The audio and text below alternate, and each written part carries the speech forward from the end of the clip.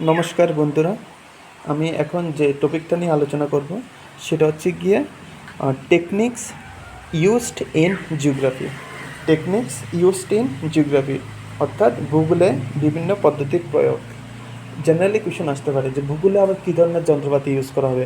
ভূগোলটা তো আমরা জানি আছে সাবজেক্ট, কিন্তু আপনারা জানবেন যে বর্তমানে না, এটা 1960 সালের পরে ভূগোলের মধ্যে বিভিন্ন রকম চেঞ্জেস এসেছে। বলে কী ধরনের চেঞ্জেসটা হচ্ছে গিয়ে মাত্রিক বিপ্লব, অর্থাৎ কোয়ান্টিটিভ রিভলিউশন। অর্থাৎ জিওগ্রাফির মধ্যে জিআইএস, জিপিএস, আজকে আমরা সবাই স্মার্টফোন হাতের মধ্যে রাখি।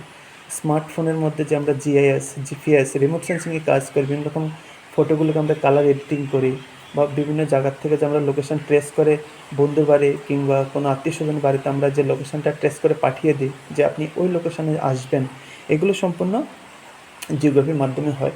আর এগুলোর শুরু হয়েছিল 1960 সাল, 1960। তখন থেকে জিওগ্রাফিকে আমরা ইনডাইরেক্টলি বলতে পারি যে এটা বিজ্ঞানের একটা অংশ। কিন্তু আজকে যে আফটার এনইপি 2026 এটা কমপ্লিট বলে দিয়েছে জিওগ্রাফি এখন সায়েন্সের সাবজেক্ট। তো সে পার্সপেক্টিভে আজকের যে ইউনিটটা সেটা হচ্ছে গিয়ে হোয়াট টুলস ডু জিওগ্রাফার ইউজ। আমি কোন টুলসগুলো ইউজ করব, বা ভূগোলে বিভিন্ন পদ্ধতির কী প্রয়োগ।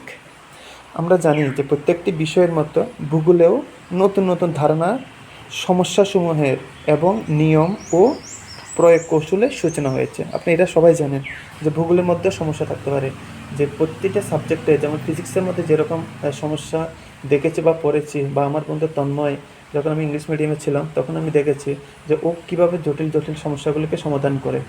বা ফিজিক্সের মধ্যে আমি যেমন দেখেছি, তেমন কেমিস্ট্রির মধ্যে আমি দেখেছি বিজয় স্যারকে, যে কীভাবে ওরা সমস্যাকে সমাধান করে ল্যাবের মধ্যে। সেরকম জিওগ্রাফির মধ্যেও কী আছে, বিভিন্ন রকম সমস্যা আছে। তো সেই সমস্যাগুলো কীভাবে সমাধান করা যায়, তার জন্য বিজ্ঞানীরা বা জিওগ্রাফাররা বিভিন্ন ধরনের টুলস অ্যান্ড টেকনিক্স তারা ইউজ করেছেন। তার মধ্যে বিভিন্ন রকম আছে, যেটা আমি চিত্রের মাধ্যমে দেখিয়ে দিয়েছি। এখানে আপনারা দেখুন, প্রথম দেখুন যে এখানে দেখুন এই যে গ্লোবটা প্রধান এক। 2 নম্বর কম্পাস। বিভিন্ন রকম কম্পাস আমরা আইডেন্টিফিকেশন করতে পারি লোকেশন ট্রেস করার জন্য, বা ডাইরেকশানটা কোন দিকে আমরা আছি। বাইনোকুলার্স আছে, জিপিএস আছে, ম্যাপ তো লাগবে, রিমোট সেন্সিং আছে, remote survey, drone survey, computer, জিপিআইএস।